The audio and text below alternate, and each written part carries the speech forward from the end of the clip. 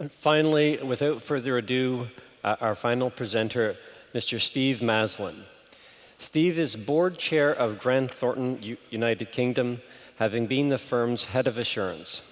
He is the immediate past chair of the Global Public Policy Committee, which comprises senior partners of the 6 largest global audit networks.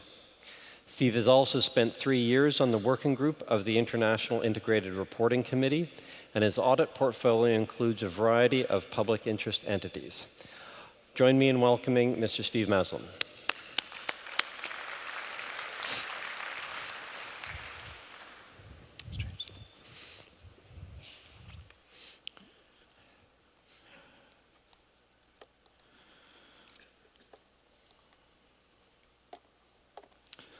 So good morning, everybody. And what a great privilege it is to stand before such an international audience.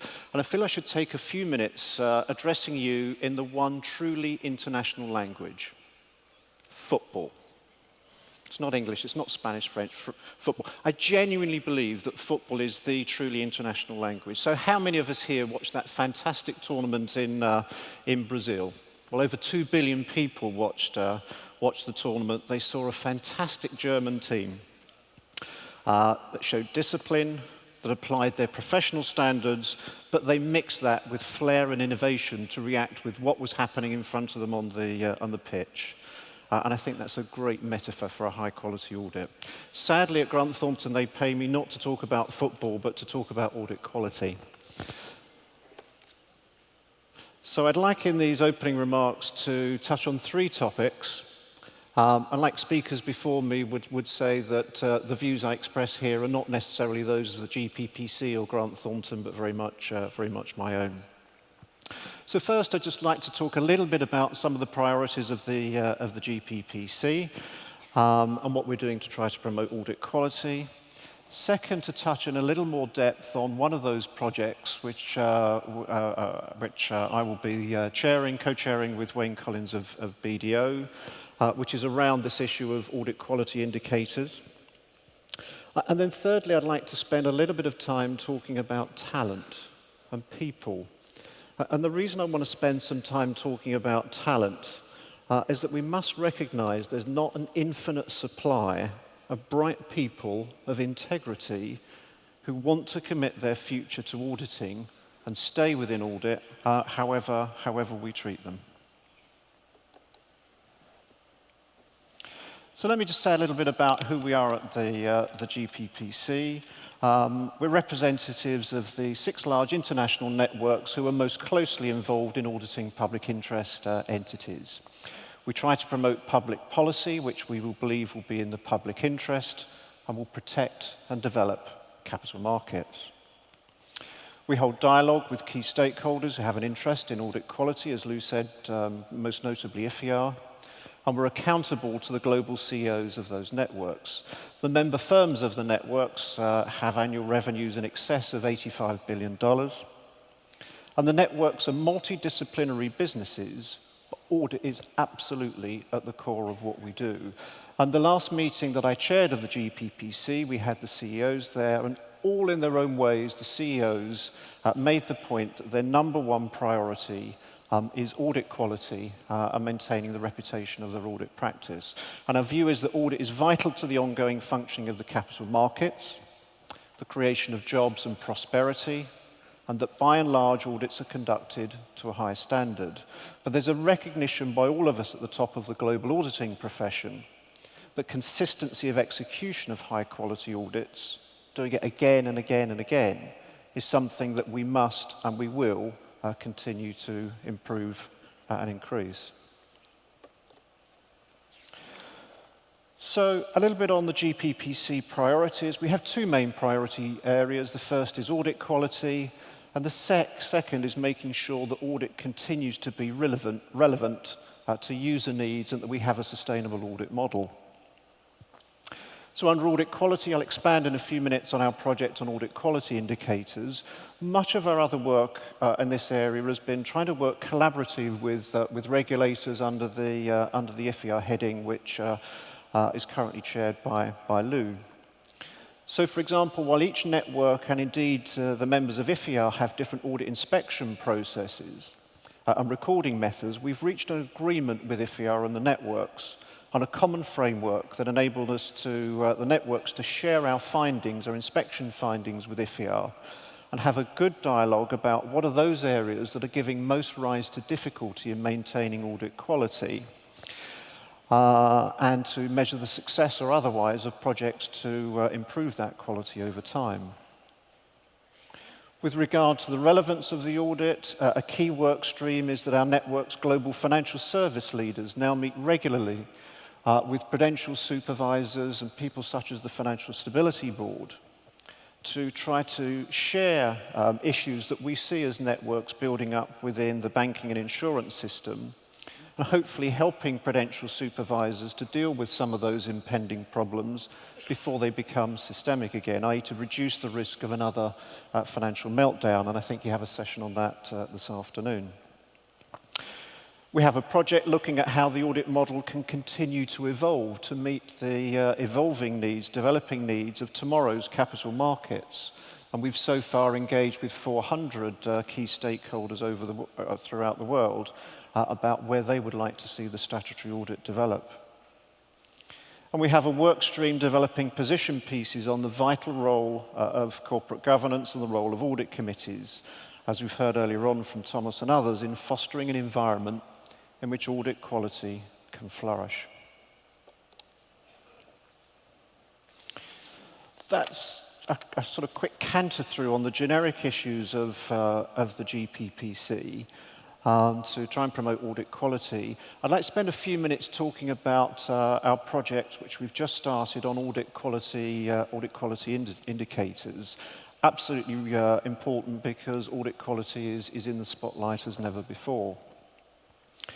And we're starting to get some examples now of audit quality metrics and measures growing up, but there's currently limited sources of evidence of audit quality.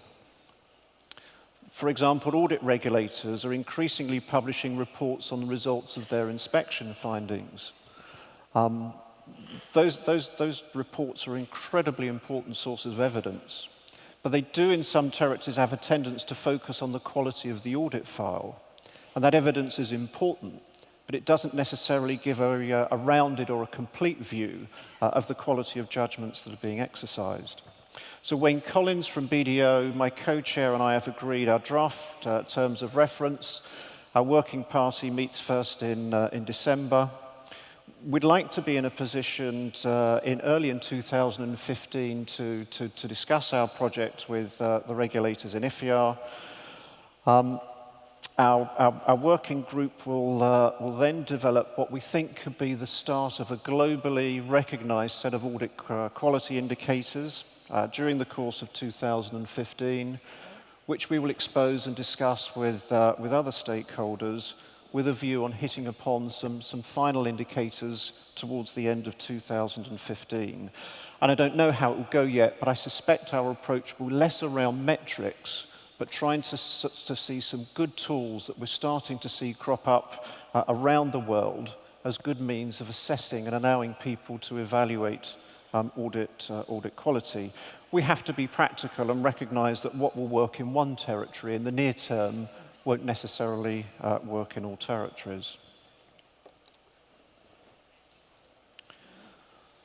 So what we will certainly do is not go back to scratch and come up with our own metrics. We very much want to look at some of these important projects that have been started around the world. There are some well-researched projects that we've heard around, such as the PCOB and the CAQ in the US, the IAASB's framework that Arnold touched on this morning. We want to focus on outputs that are practical and relevant to the needs of key stakeholders. So we see these critically as the company and audit committee, the market, and crucially the investor community, and indeed the audit firms and audit engagement teams ourselves.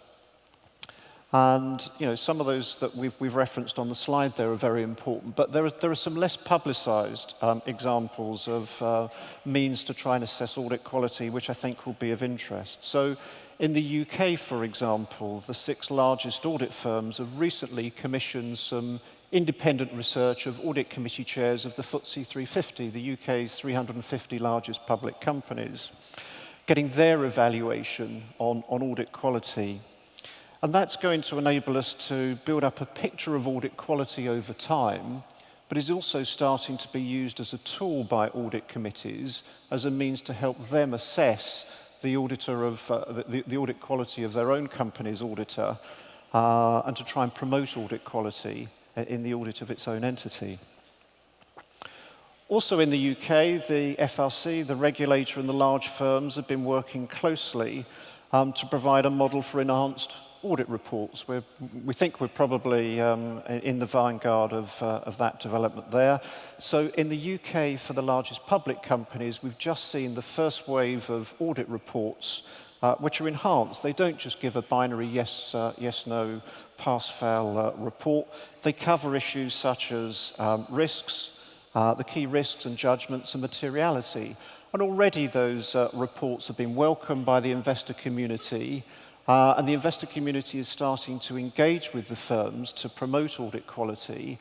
And so we've seen the investors comment about the way the large audit firms are approaching materiality, and that's already having an impact on improving quality, certainly the relevance of audit to investors. And in Australia, the Institute has conducted some confidential research of audit partners and managers, asking them how much such as professional skepticism are promoted and rewarded by their firm. And that research enables the Institute to provide a private report to the companies. So each of us as audit firms then will be armed with some information as to how our own people are assessing us, the degree to which we're promoting them and helping them deliver high quality audits. And there are a whole bunch of other interesting ideas which we think could have some resonance. We'd like to collect together an inventory of those and think about which of those could have wider application.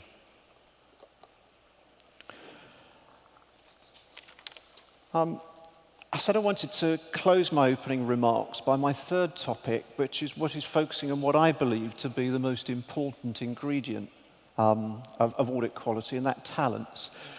And it does dismay me a little minute that there are lots of projects ongoing around the world on audit quality, and not all of them are paying, I think, enough attention to people. Who's actually going to deliver the high quality audits? People who've got to act with intelligent curiosity, with objectivity and independence, and quite often with courage, to exercise good judgments and to deliver high quality audits time after time after time. And sometimes I think that there are those that feel that there's an assumption that there's a limitless pool of talent that want to become auditors and to remain as auditors, and that's not the case. So I think sometimes in the major audit firms, we're seen by some of our people as still being very good employers for people who are starting their career. But in an audit environment, we sometimes give them a very hard time in audit because audit quality is so much in the spotlight. We have inspections going around with our own inspectors, and we give people a hard time if we find that files are less than flawless. And then if our people have a poor inspection, then we give them another hard time and tell them they much do better. And certainly we're starting to hear some messages now from our people saying, look, we like audit, but if we work in tax or corporate finance, or we become corporate directors or go into advisory and consulting, we can have just as rich careers and just as much money, but we're not getting people criticizing us, giving us such a hard time day after day. So I'll just leave my opening remarks with a thought that there's been some really interesting presentations this morning, some amazing work going on audit quality indicators and the building blocks of quality. But I think all of these projects will be not as valuable as they could do unless we find ways to encourage the brightest people who are prepared to act with integrity to enter and remain within the audit profession. So with that, I'll hand back to James.